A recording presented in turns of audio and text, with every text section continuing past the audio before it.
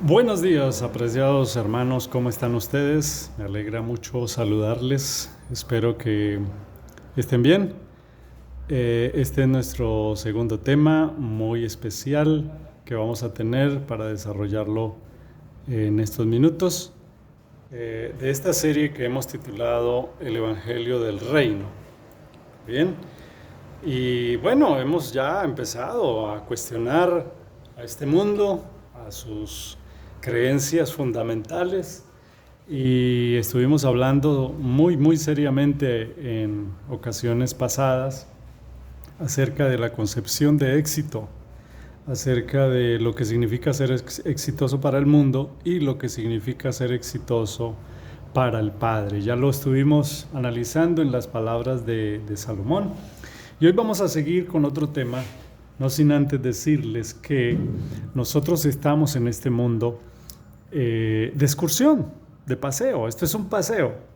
Esto es una realidad 3D, esto es un mundo virtual. Estamos aquí metidos en este cascarón que es el cuerpo. El cuerpo es el cascarón donde estamos. Pero en realidad lo que somos es, pues, somos espíritu, el ente, la entidad que está dentro de estos cuerpos es lo que realmente nosotros somos. No somos este cuerpo, no eres lo que ves en el espejo, no eres lo que puedes ver o lo que otros ven de ti, no. Ese cascarón simplemente fue el resultado de la unión genética de tu padre y de tu madre, pero realmente lo que somos viene por dentro. Y estamos de paseo, estamos de excursión, tenemos el boleto de regreso ya en nuestros bolsillos. Esta es una razón apabullante del por qué deberíamos buscar la verdad. Y es el hecho de pensar o de indagar más bien que debe haber alguien allá en el reino, debe haber alguien allá más arriba de las nubes, alguien que nos puso aquí, debemos tener un propósito, debe haber un porqué a tantas preguntas que tenemos en la vida. ¿Por qué los inocentes sufren? ¿Por qué hay gente que desde que nace llegan a unas situaciones terriblemente dolorosas? Y todo tiene un porqué, todo debe tener un porqué. Y precisamente esperamos que en la palabra del Padre, en la Biblia, podamos encontrar respuesta a cada interrogante, cada pregunta profunda del corazón de los seres humanos. Bien, cuando finalmente apareció la luz en este mundo, es decir, Yeshua, la luz trajo consigo un mensaje nuevo, un mensaje revolucionario. Ustedes se acuerdan que Yeshua repetía mucho quién era Él, ¿no? Lo decía que Él era la puerta, que era la vida, que Él era la resurrección. Dijo también que Él era la verdad, que Él era el buen pastor, que Él era el camino. Y todas esas enseñanzas cambiaron el panorama religioso de aquel entonces. Bueno, digo yo, lo cambiaron en el sentido en que fue como un gran estallido en Judea con la religión oficial que era la religión que enseñaba el judaísmo. En realidad no era una religión, sino era el pueblo de Israel que estaba asentado allí en Judea, en Jerusalén y sus alrededores. Estaban allí y cuando llega Yeshua y comienza su ministerio, sucedió algo fenomenal, algo extrañísimo. Y es que Yeshua empieza a enseñar la Torá desde una perspectiva diferente a la que tenían los fariseos. Alguien podría tener la pregunta de quiénes eran los fariseos. Bueno, los fariseos era un grupo de 70 hombres que eran doctos, eran muy preparados en la Torá. Bueno, en la Torá, los libros de Moisés, en los poemas o en el libro de los Salmos y en los libros de los profetas menores y mayores, es decir, lo que nosotros conocemos como Antiguo Testamento. Ellos eran supremamente preparados, la pasaban toda la vida estudiando, ¿no? De ahí que Yeshua les dijera a ellos, escudriñad las escrituras porque a vosotros os parece que en ellas tenéis la vida eterna, pero eso habla es de mí.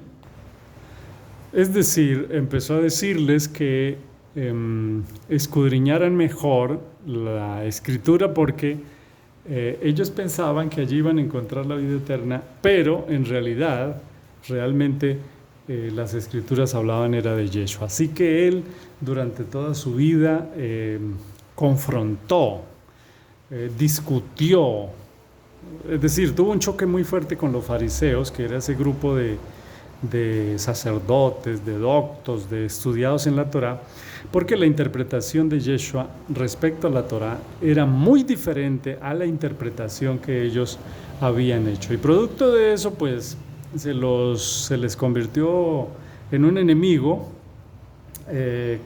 le tildaban de glotón, de pecador, hasta endemoniado, ¿no? Le decían. Y realmente esa propaganda que ellos le hacían a Yeshua era fatal, era funesta, ¿no? Porque lo criticaban y decían que era pecador precisamente porque violaba las leyes de la Torá. Y finalmente, ustedes conocen la historia, finalmente, pues ese grupo de personas lo llevaron hasta la cruz, ¿sí? Pero a diferencia de lo que la gente cree, Yeshua nunca fue un personaje en Judea alabado o un personaje como un influencer de hoy en día, ¿no? De redes sociales, no, nada de eso. Yeshua fue un personaje criticado, censurado, un personaje con una muy mala reputación. Era un loco fanático, un loco lunático, un loco endemoniado. Eso era Yeshua para los fariseos y ellos se encargaron de regar esa propaganda por toda Judea. Sin embargo, Yeshua en todas sus predicaciones y en todas sus enseñanzas repitió que el propósito de su venida era traer a este mundo el reino de Dios. Era tan evidente su tendencia a hablar y a enseñar acerca del reino que aún sus propios seguidores, como los discípulos, por ejemplo, llegaron a pensar, ¿no? Llegaron a pensar que tanto hablaba del reino a cada rato, que lo que él quería o lo que pretendía Yeshua era convertirse en el rey de Israel por la fuerza, ¿no? Por la espada, y que finalmente derrotaría a los romanos e implantaría su reinado, el reinado esperado del hijo de David, lo implantaría en Jerusalén y que todos serían liberados, incluso en una muestra de gran ingenuidad y mezquindad, ¿no? No sé si se acuerdan. La mamá de dos de sus discípulos se acercó a Yeshua para decirle que le diera dos puestos políticos en el gobierno. Y por supuesto, ustedes saben, eso fue totalmente incoherente con el mensaje de Yeshua. Por eso fue que una vez crucificaron a Yeshua, sus discípulos quedaron devastados completamente porque vieron que sus ilusiones no eran las correctas, ¿no?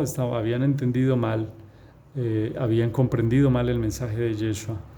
Y la verdad es que es muy fácil comprender mal el mensaje, es muy fácil desviarse del camino, es muy fácil imaginarse lo que no es. Por eso, si los discípulos imaginaron mal, pues una persona como yo, que soy apenas un aprendiz de las Sagradas Escrituras, pues también lo puede hacer. Por eso no vengo aquí como maestro, como intelectual de la Biblia, sino vengo como un aprendiz más, como una persona que ha intentado estudiar la Biblia, quiere compartirla con ustedes. Estoy atento a todos sus comentarios, a todas sus apreciaciones, sean a favor o en contra de lo que yo digo.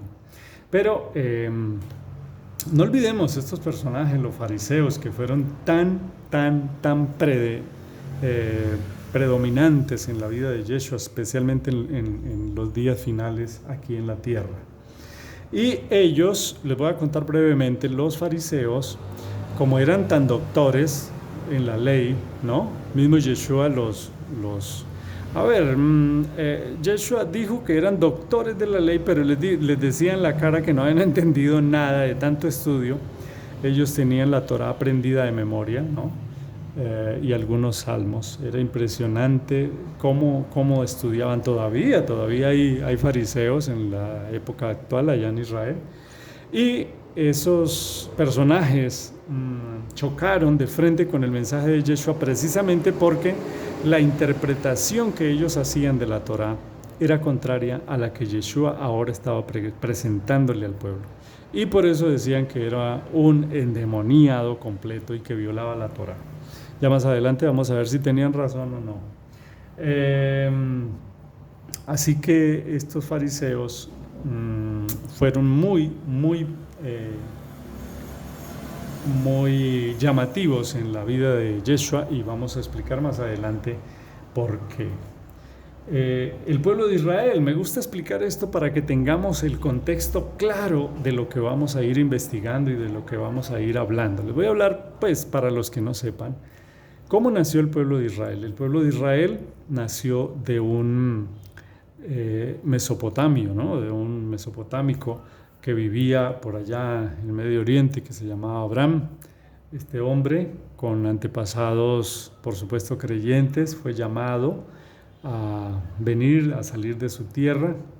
Luego el padre le cambia el nombre, hacen un pacto, el padre le promete que va a tener una descendencia grande, tiene finalmente, ustedes ya conocen, el tema de Ismael, y luego tiene a Isaac, o a Isaac como lo conocemos acá, e Isaac tiene a un hijo que se llama Jacob o Jacob, y este a su vez tiene 12 hijos que forman 12 familias muy numerosas. Van a Egipto, allá son, ¿cómo se dice esto? Se me escapó la palabra,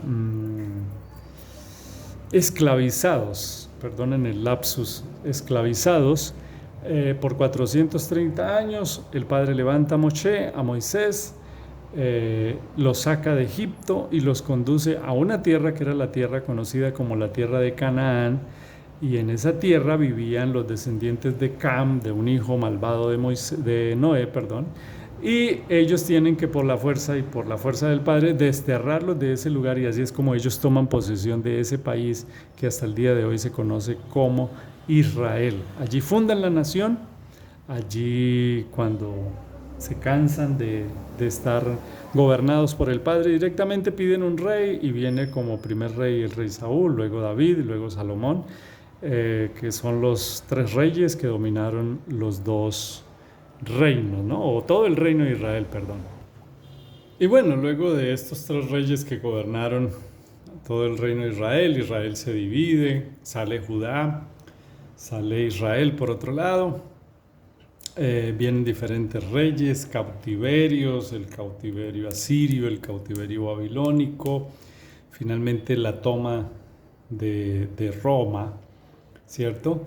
Cuando llega Yeshua a este pueblo, quien está gobernando es Roma, por eso tiene que ver allí con los romanos. Esto como para que tengamos en cuenta las diferentes etapas del pueblo de Israel a donde llega Yeshua, ¿no? No llegó ni a Rusia, ni a Alemania, ni a Francia, llegó al pueblo con el que había hecho los pactos, el pueblo de Israel.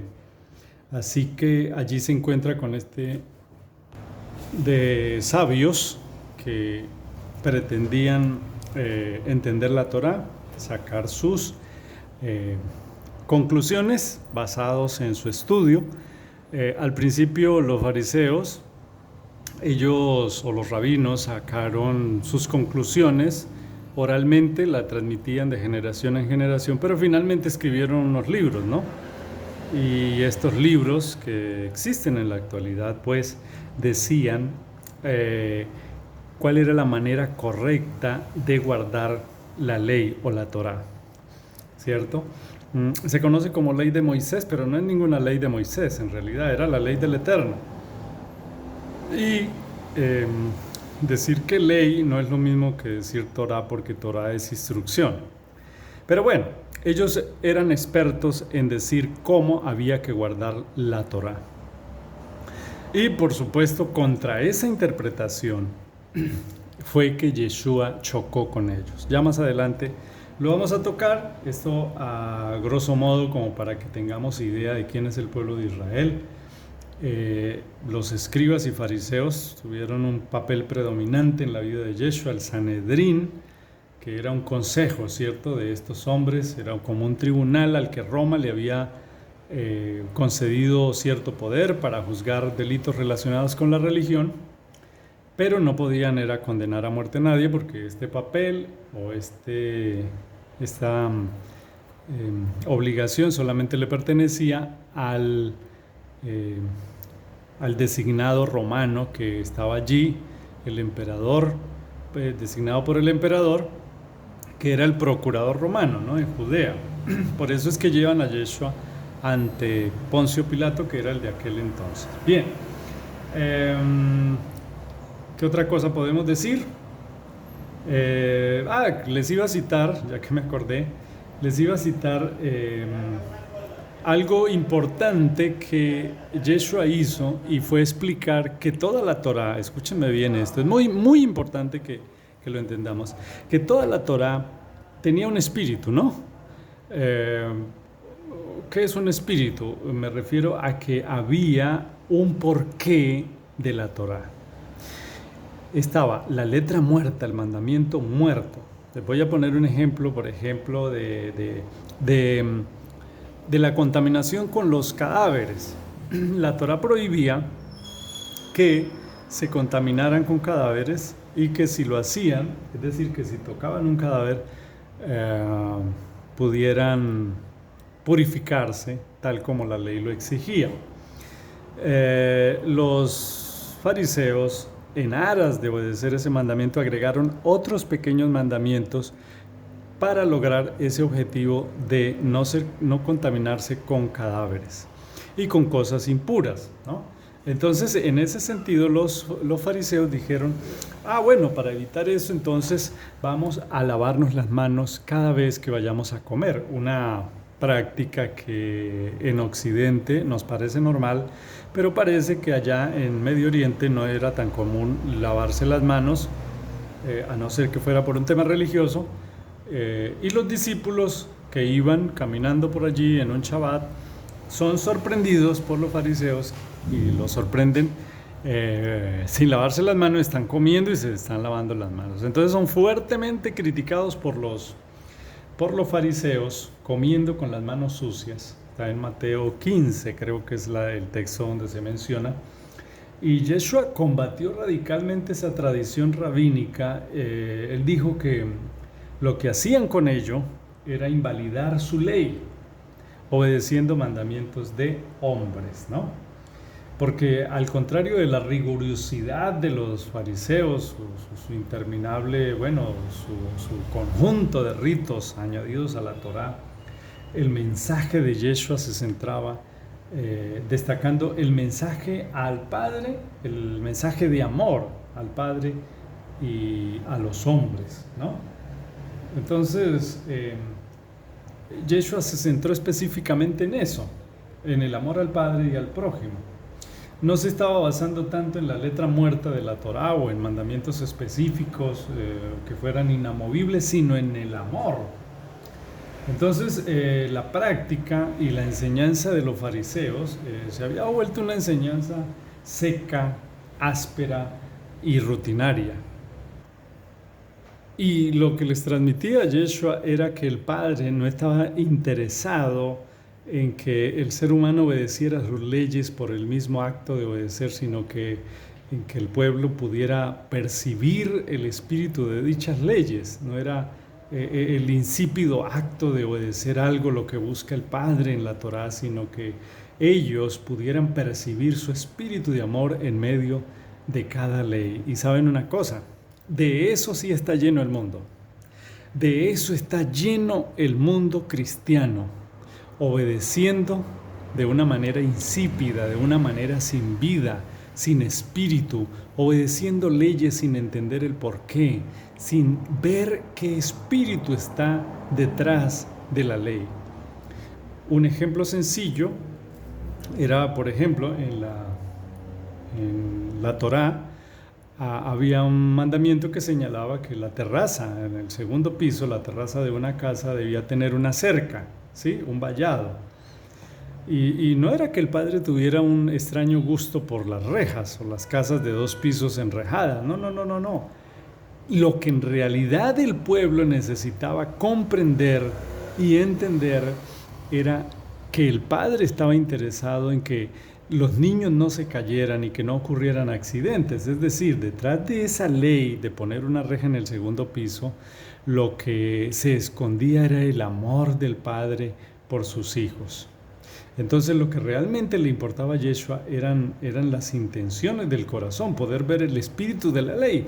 Pero los fariseos se habían encaminado, se habían dirigido a obedecer una ley insípida. Simplemente la ley decía esto, hay que obedecerla.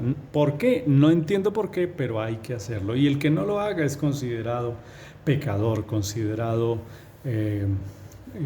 alguien que está en la perdición. Entonces, ¿qué es lo que viene a enseñarnos Yeshua? ¿Qué es lo que viene a enseñarnos con su ejemplo? No eran solamente palabras.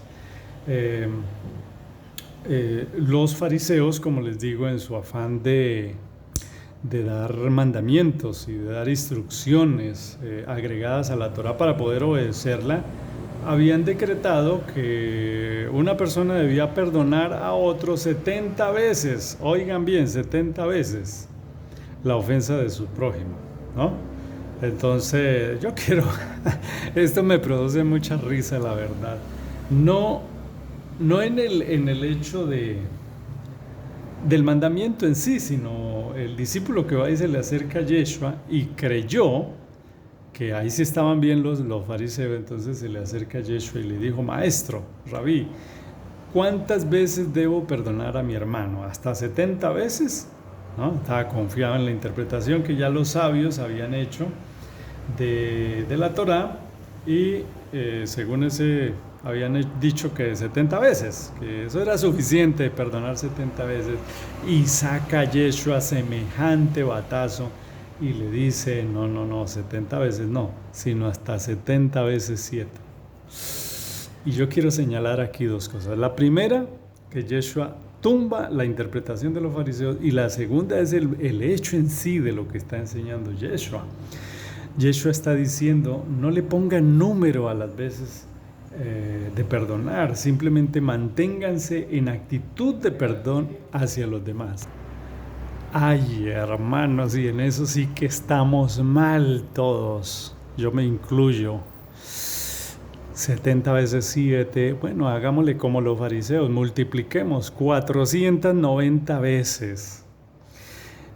Yeshua no quiere que cojamos una libreta y empecemos acá Armando lleva 8 veces, Ana lleva 45 veces, que me ha ofendido. No. Él quiere precisamente derrumbar eso, las cuentas matemáticas, las cuentas exactas.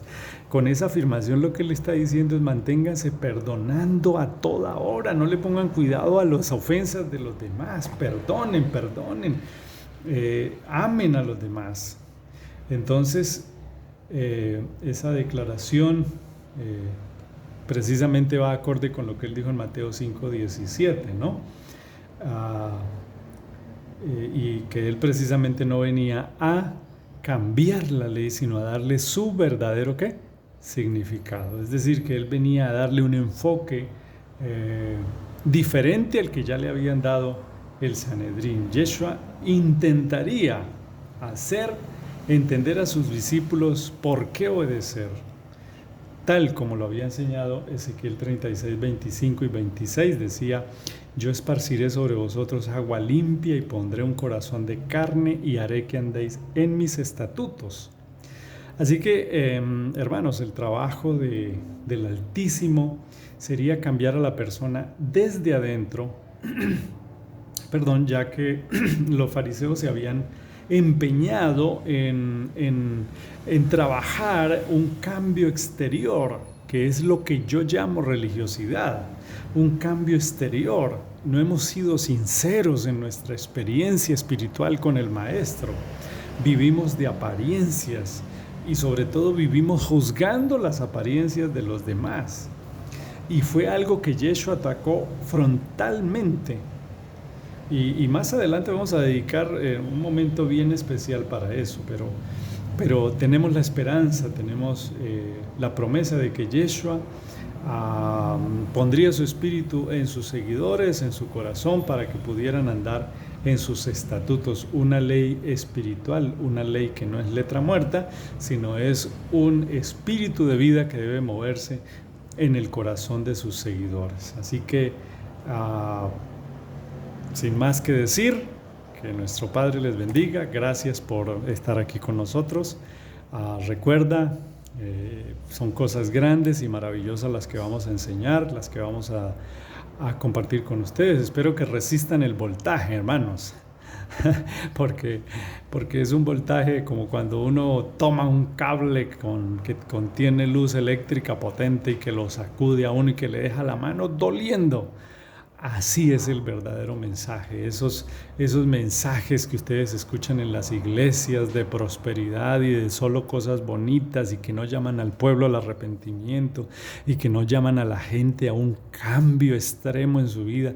Eso es basura, eso no es el evangelio correcto, no es el evangelio eterno, no es el evangelio del reino de los cielos. Así que si resistes este voltaje tan tremendo del evangelio, pues serás uno de los escogidos. Él dijo: mis ovejas oyen mi voz, me conocen y me siguen. Así que bienaventurados los que pueden resistir estas palabras, seguir adelante.